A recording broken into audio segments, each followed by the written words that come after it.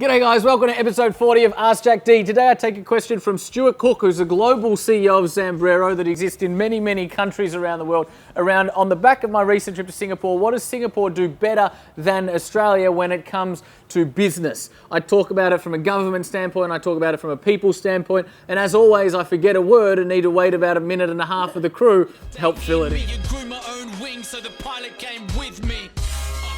I'm here doing God's work.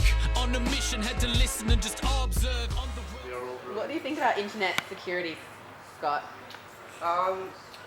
In short, it doesn't exist. Scotty, what are you doing in the chair? He's talking Is that about a gold coding. Mac? It is, man. That is very cool. What is that? Yeah. It's a new MacBook. New MacBook. Yeah, At the Entourage, we endorse it. What kind of MacBook is this? It's the brand new MacBook. The old chip and twice the output. So you get 2.2 gigahertz of output at 1.1 gigahertz of chip. I knew you would do this and we got him on camera.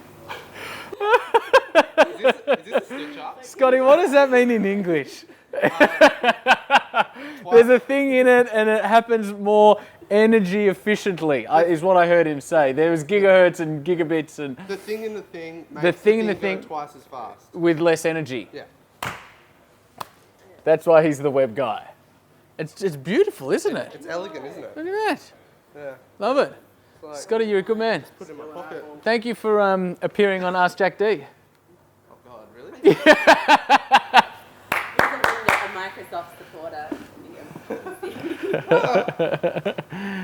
Hello and welcome to episode 40 of Ask Jack D.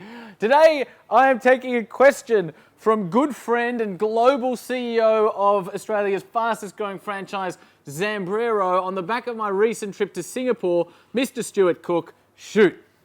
Hey Jack, what does Singapore do differently to Australia? Mr. Stuart Cook, thank you very much for that question. Yeah, we went to Singapore recently. We were there for a week. We're expanding the entourage over into Singapore.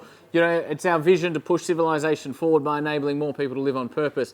And our mission is to be the world's #1 education institution for entrepreneurs. So we are taking this thing globally. We're starting with Singapore as a sort of launch pad, if you like, into the rest of Southeast Asia. And it was amazing.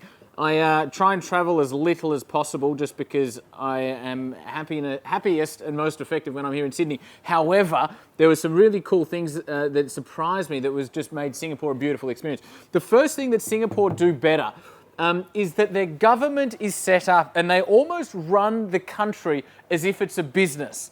They enable all sorts of commerce. They push entrepreneurship. They enable and give out grants to people who want to engage in education, particularly around business or entrepreneurship. They enable small businesses with a lot of different grants and funding for different sort of activities that small businesses can engage in, education being one of them, right? Basically, if you have an idea, want to start a business, want to build a business, or a medium-sized business, or a corporate-sized business, Singapore is a very financially friendly, tax-friendly, from a regulation and not litigation.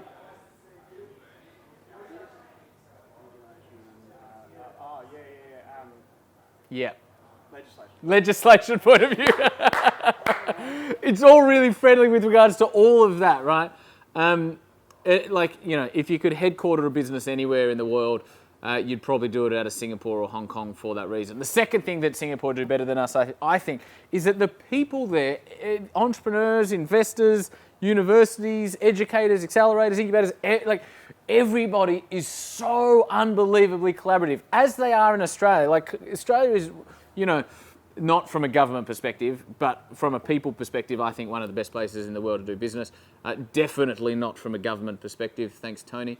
But it is good. Singapore's that even more so, right? So it's hugely collaborative. People want to help. Like, in one meeting, you'll get an investor producing a term sheet. In one meeting, you'll get a partnership trying to work out the deal. Like, it moves fast. People are open. They'll sort of suss you out as a human being and as a person. If they like you, if they love you, then they'll sort of proceed. So from a government perspective, from a people perspective, from a commerce perspective, it is an incredibly rich, and I don't mean in the financial sense, although that too, but it's an incredibly rich and beautiful place to do business with great people? Stuart Cook, thank you for that question.